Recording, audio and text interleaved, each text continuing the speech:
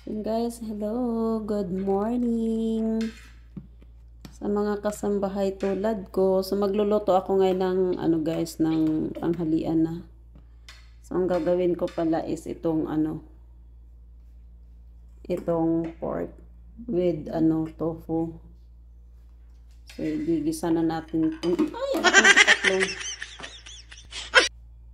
So igigisa na natin itong bawang sibuyas. So pagtabayin na natin yan. Kasi pareho lang naman yung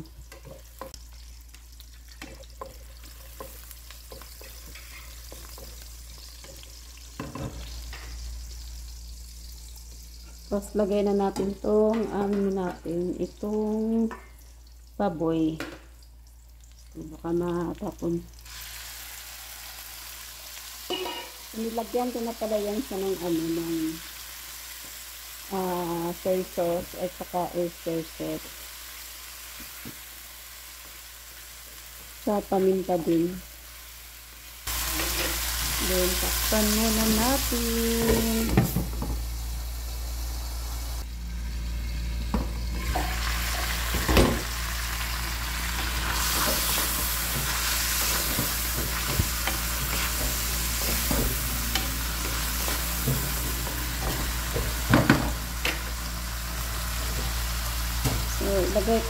Lagyan ko siya ng konting tubig para lumambot pa yung karne.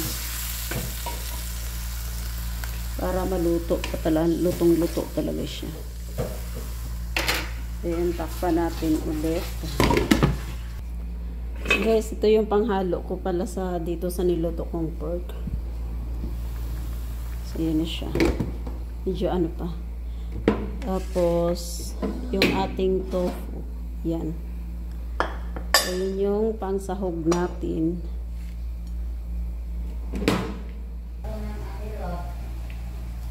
Guys, lagyan natin ng asukal, ha? Ay, lagyan mo dyan, ma'am. Gasan ko yun. Hindi dyan sa lamisa.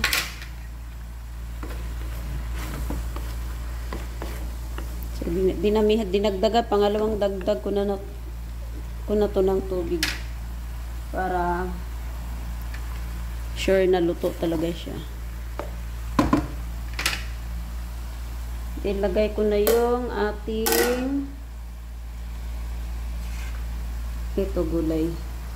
Pagsamahin ko na siya guys na para So ganun ako magluto sa kanal. Pero hindi naman to siya as in lutong-luto yung ginagawa ko kasi ayoko yung gulay is lata, pangit kainin.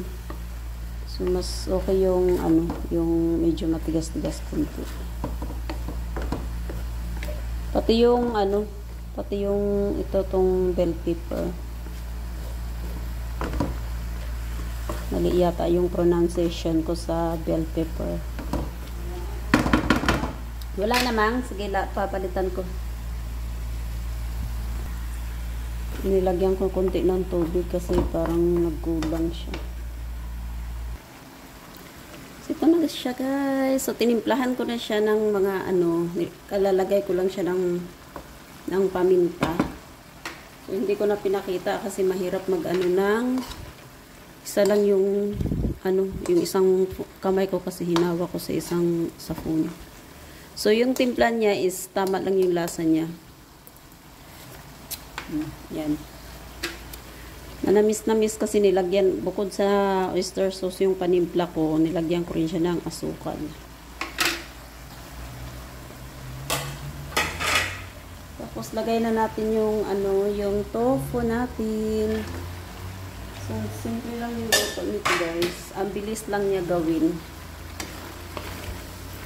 Tapos syempre halu-haluin natin para yung sauce niya mapunta sa tofu.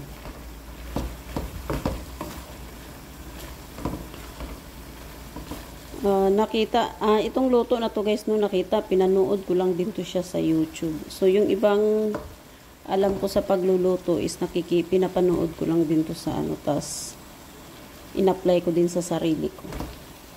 So yun, hindi ako ganun kagaling magluto, pero kahit papano is pagdating sa handa-handa, pag gusto kong ako magluto, alam ko naman. marunong ako magtimpla. So, yung timpla ko pala guys, hindi ko na sinusukat-sukat. Kumbaga, inaano ko na lang. Yung ini-estimate ko na lang.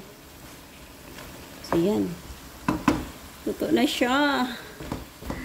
So, delikado na naman ang kanin nito sa akin ngayon.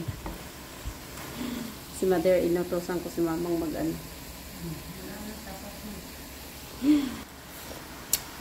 Sarap.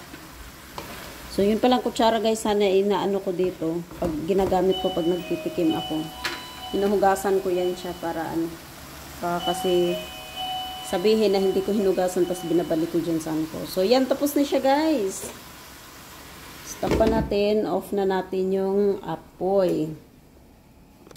So, yun guys, salamat guys sa mga panonood ng aking mga video. Salamat sa mga lahat ng mga nag-subscribe ng aking channel. Si Lolo Papa nagtawag ako. So, nakaririnig niyo yung doorbell na naman. Yes, Lolo Papa? Wala pa. Aling wala pa? Yung tinex mo. Si ate, naka-appointment ka na daw. Ito na naman yung lugaw ko sa ano niya, oh. Kanya. So, tapos na ang ating luto. Wala dito yung panganay ng gusto, if gusto din niya to. So guys, salamat sa mga lahat ng mga nanonood. Thank you so much and God bless us all and have a good day and God bless us all. Bakit pabalik-balik? God bless. Bye! Hope you enjoy to watch in my video. Bye!